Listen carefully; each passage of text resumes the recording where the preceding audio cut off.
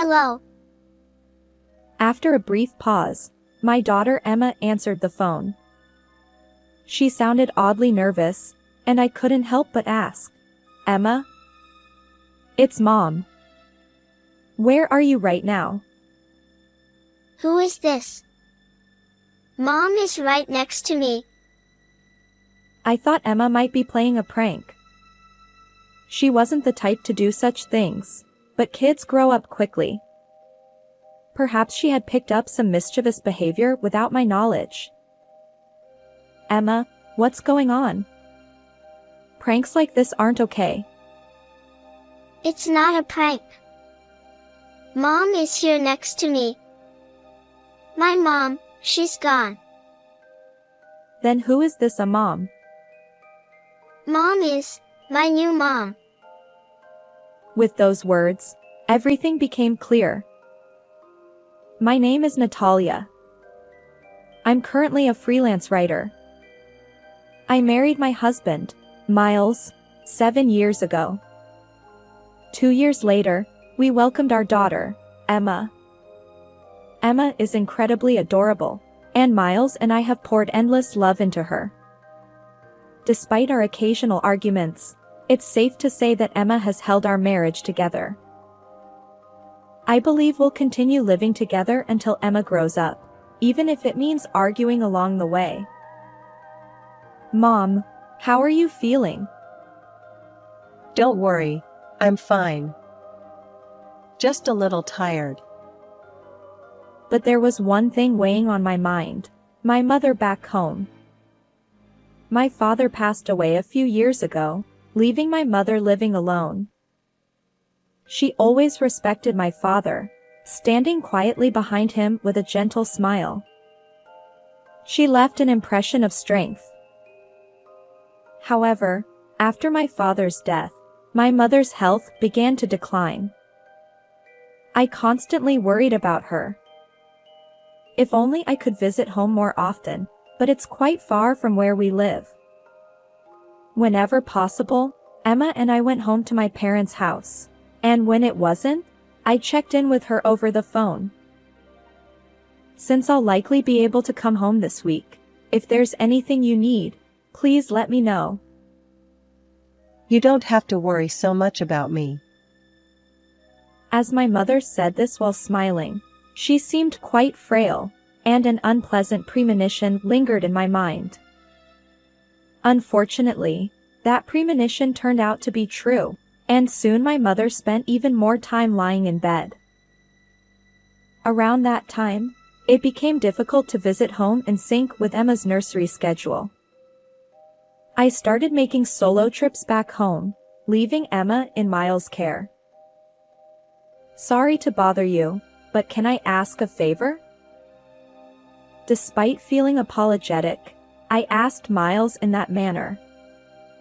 However, he always responded with a disapproving expression. I work at the office every day, and I'm exhausted. Yes, I understand. But I'm worried about my mother.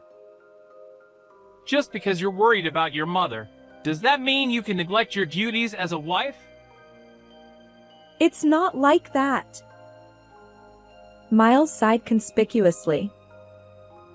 While I understood Miles' perspective, I couldn't help but think that since we were family, we should support each other.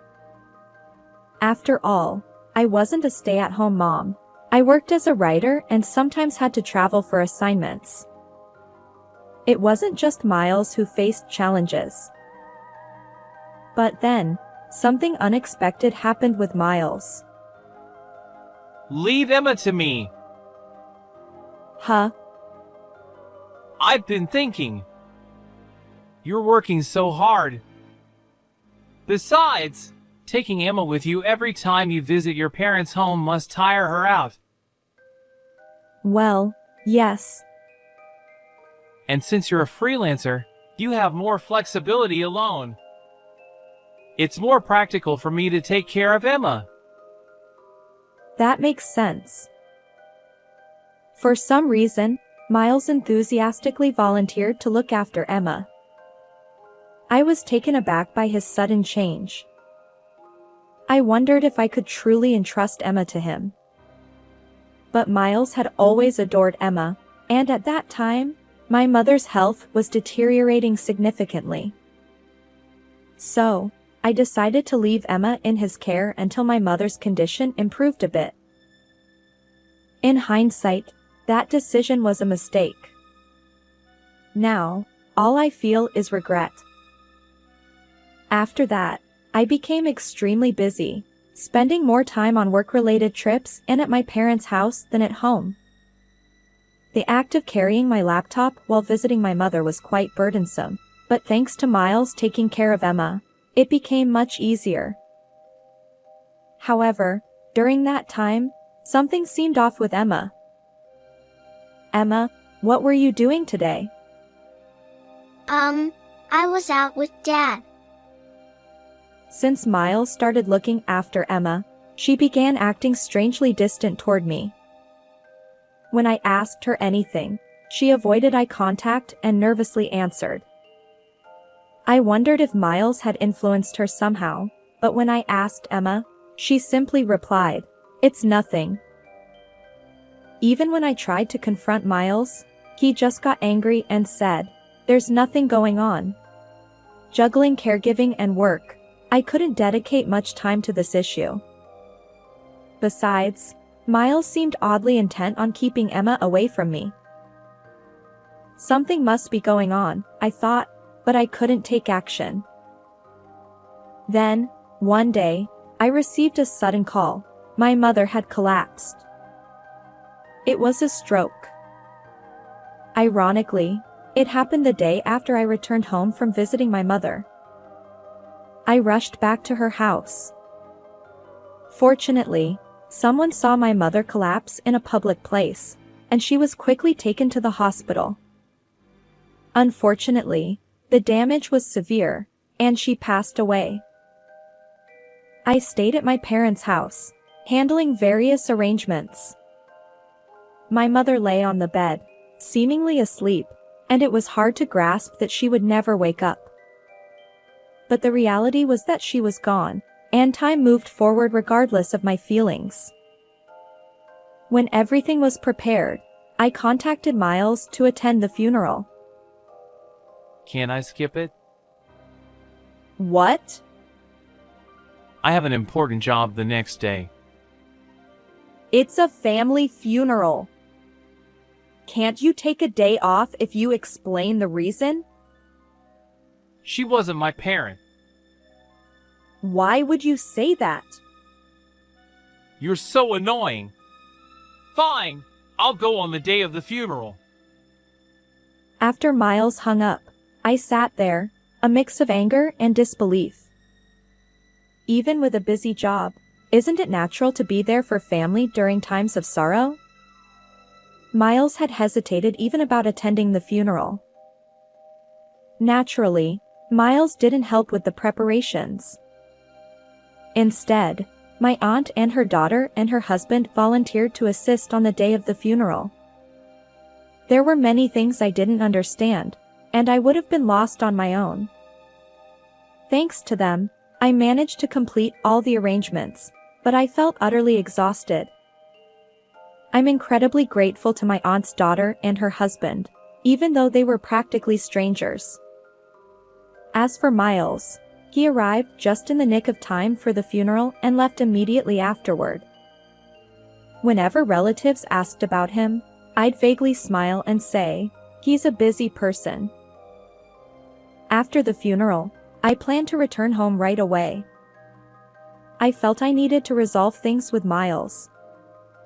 However, there were numerous tasks related to my mother's inheritance and changing the property title. Ultimately, I couldn't return home for several days. When I finally got back home, I couldn't believe my eyes. What? My house, which I hadn't visited in a while, felt eerily empty. It seemed like no one had been there for quite some time. I checked inside, and to my surprise, all of Miles' belongings and household items were gone. What is going on? I searched every room. Emma's belongings were also missing. Panicking, I contacted Emma. I had given Emma a child-friendly smartphone. I had reservations about letting a 5-year-old have a phone, but as a freelance writer, I occasionally traveled for interviews. Miles also worked, leaving Emma alone at times. Having a means of communication was essential in case of emergencies. So, Emma had her own smartphone. Hello. After a few rings, Emma answered the phone. She sounded oddly nervous, and I couldn't help but ask, "Emma? It's Mom. Where are you right now?" Who is this? Mom is right next to me. Huh? I thought Emma might be playing a prank. She wasn't the type to do such things, but kids grow up quickly. Perhaps she had picked up some mischievous behavior without my knowledge. Emma, what's wrong? Pranks like this aren't okay. It's not a prank. Mom is right next to me. My mom, she's gone. In Emma's tearful voice, I suddenly realized that something unimaginable might be happening. For now, I needed to calm Emma down and find out about Miles. Emma, it's okay. Can you tell me calmly? How is Dad doing? Dad is at work. He's working for Mom and me. Then who is this a mom? Mom is my new mom. With those words, everything became clear. Miles suddenly taking care of Emma was all connected to this. And I could speculate that Miles had influenced Emma and taken her away. I focused on dispelling Emma's misunderstanding. Fortunately, Emma didn't fully believe what Miles had told her, and she listened to my words sincerely. Her distant behavior during the call was because Miles had deleted my contact information from her phone. I was furious at Miles for such cruel actions. Are you truly my mom? Yes. Don't worry. Please wait. I'll come get you. Yes. After ending the call with Emma, I immediately dialed Miles. He didn't answer right away, likely busy with work, but I persisted. Eventually, he picked up. What? I'm working right now. Hey. What did you do? You're so annoying. Where are you right now? Oh, so you finally noticed. You've been busy taking care of your mother's house since you've been completely absorbed in your mother affairs. But it was my mother's funeral. You never helped, and... There's a limit to everything. Besides, your mother wasn't my parent, so I don't owe her any assistance. Miles continued with a sigh. You don't do any housework or cooking, and Emma is entirely my responsibility. You're not a good wife. What are you saying? I'm preparing for a divorce. I plan to find a better wife than you and remarry. I've decided to sell the house too, so get rid of your stuff. I was left speechless. Certainly, I may have neglected some household chores and childcare due to caring for my mother. But isn't that understandable? Besides, it's not like I did nothing. When I was at home, I tried to handle household tasks as much as possible for Emma and Miles, all while juggling my work as a writer and looking after my mother. Miles' words were incredibly harsh considering all this. And on top of that, he referred to my mother as a stranger. His behavior was beyond unacceptable, and I resolved firmly to break up with Miles. After ending the call, I immediately started preparing for the divorce. Miles seemed to imply that it was my fault we were divorcing, but that couldn't be further from the truth. I had valid reasons for being away from home. Moreover, Miles hadn't contributed significantly to my mother's funeral, and if his recent words were any indication, he had been unfaithful during the time I was at my parents' house. Clearly, he was in the wrong. Additionally, Miles mentioned his intention to sell our home. Yet, this house was in my name. We had purchased it using the inheritance I received when my father passed away. At the time, I was pregnant and considering moving to a family-friendly apartment. So, I used the lump sum to buy the apartment outright. Even though we were married, the inherited assets were mine alone. Originally, I hadn't planned on divorce, so I didn't see any issues. But now the situation had changed. Upon investigation, I discovered that all the real estate documents that should have been at home were missing. Unbelievably, Miles had taken them and used our home as collateral. This was undoubtedly criminal behavior. I hired a private investigator. The facts gradually came to light. While I was caring for my mother at my parents' house, Miles had been cheating all along. And he had done so with Emma in tow. It appeared that Miles had convinced Emma that Mom had abandoned Emma and manipulated her into accepting the affair partner as her new mother. Furthermore, Miles had lied to the affair partner, claiming to be a single father raising Emma, all while planning to remarry using Emma as leverage.